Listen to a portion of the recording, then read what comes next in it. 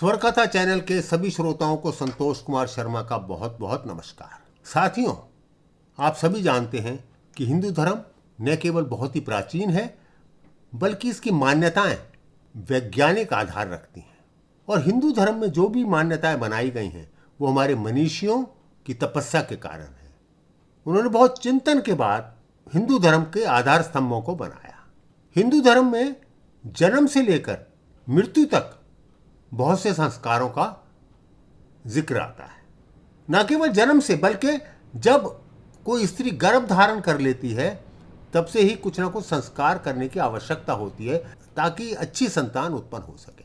हमारे यहाँ विवाह पशुवत व्यवहार के लिए नहीं किया जाता बल्कि नई संतति को जन्म देने के लिए की। प्राचीन काल में हिंदू धर्म के सभी धार्मिक कार्य किसी विशेष और महत्वपूर्ण संस्कार से आरंभित होते थे।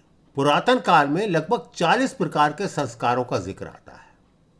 ज्यों-ज्यों समय बदलता गया, वक्त के साथ साथ मान्यताएं बदलने लगी, समय की लोगों में कमी आने लगी, लोगों के कुछ विश्वास भी विचलित होने लगे।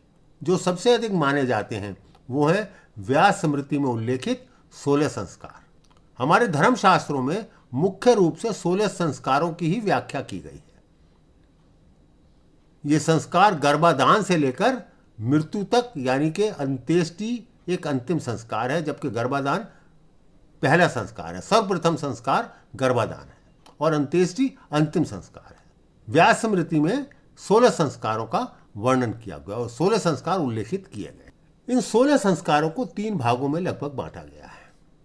गर्भाधान से विद्या आरंभ होने तक संस्कार को गर्भ संस्कार कहते हैं। इसमें पहले 3 गर्भाधान, पुंसवन, सीमांतोन्नयन को अंत गर्भ संस्कार भी कहते हैं।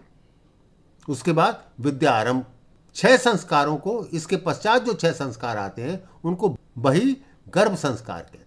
गर्भ संस्कार को दोष मार्जन अथवा शोधक संस्कार भी कहा जाता है, जिसका अभिप्राय है कि शिशु के पूर्व जन्मों से आए धर्म एवं कर्म से संबंधित दोषों तथा गर्भ में आई हुई विकृतियों को समाप्त किया जा सके।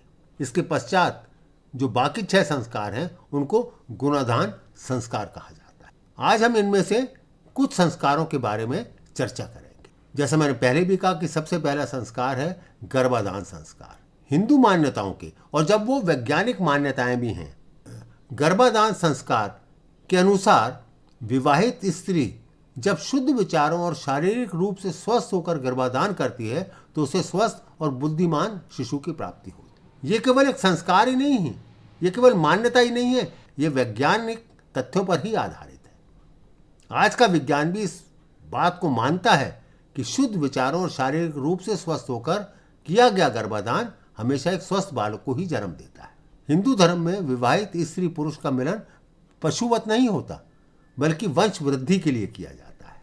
उत्तम संतति की इच्छा रखने वाले माता पिता को गर्भाधान से पूर्व अपने तन और मन की पवित्रता के लिए यह संस्कार अवश्य करना चाहिए। और वैदिक काल में इस संस्कार को सबसे अधिक महत्व दिया गया। इसके पश्चात आता है दूसरा संस्कार, पुंसवन संस्कार। इस संस्कार के अनुसार विवाहित स्त्री और पुरुष के मिलन से जब स्त्री गर्भाधान कर लेती है तो गर्भ की रक्षा के लिए स्त्री और पुरुष मिलकर ये प्रतिज्ञा करते हैं, ये प्रण लेते हैं, ये एक दूसरे से वायदा करते हैं कि वो कोई ऐसा कार्य नहीं करेंगे जिससे गर्भ को नुकसान हो सके। पुंसवन संस्कार का प्रयोजन स्वस्थ एवं उत्तम संतति को जन्म देना है। विशेष तिथि एवं ग्रहों की गणना के आधार पर ही गर्भाधान करना उचित माना गया है और ये गर्भस्थ शिशु के मानसिक विकास की दृष्टि से भी बहुत ही उपयोगी माना जाता है। इसे गर्भाधान के दूसरे या तीसरे महीने में इस संस्कार को करने का विधान है। तीसरा संस्कार है सीमांतोन्नयन। इसे सीमंतकरण अथवा सीमंत संस्कार भी कहते हैं। इस संस्कार का अभिप्राय है सौभाग्य संपन्न होना। गर्भपात रोकने के साथ साथ गर्भस्थ शिशु एवं उसकी माता की रक्षा करने के लिए भी इस संस्कार को किया जाता है। इसका मुख्य उद्देश्य ये है, इस संस्कार के माध्यम से गर्भिणी स्त्री का मन प्रसन्न करने के लिए सौभाग्यवती स्त्रियां गर्भवती की मांग भरती। यह संस्कार गर्भ धारण करने के 6ठे या 8वें महीने में किया जाता है। इस संस्कार के द्वारा गर्भ में पल रहे बच्चे के अच्छे गुण, स्वभाव और कर्मों पर भी विचार किया जाता है और इसमें यह भी बताया जाता है कि माता का व्यवहार गर्भ में पल रहे शिशु के भविष्य को उज्जवल बनाने के लिए किस प्रकार का होना चाहिए। मित्रों, आज केवल इतना ही।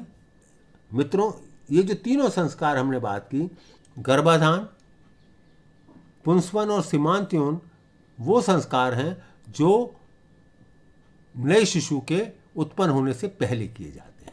इसके बाद जो भी संस्कार किए जाते हैं जब शिशु जन्म ले लेता है उसके बाद किए जाते हैं, जैसे जातकर्म संस्कार, नामकरण संस्कार, निष्क्रमण संस्कार, अन्नप्राशन संस्कार इत्यादि। उनके विषय में हम चर्चा करेंगे अगले एपिसोड में। तब तक के लिए आज्ञा दीजिए।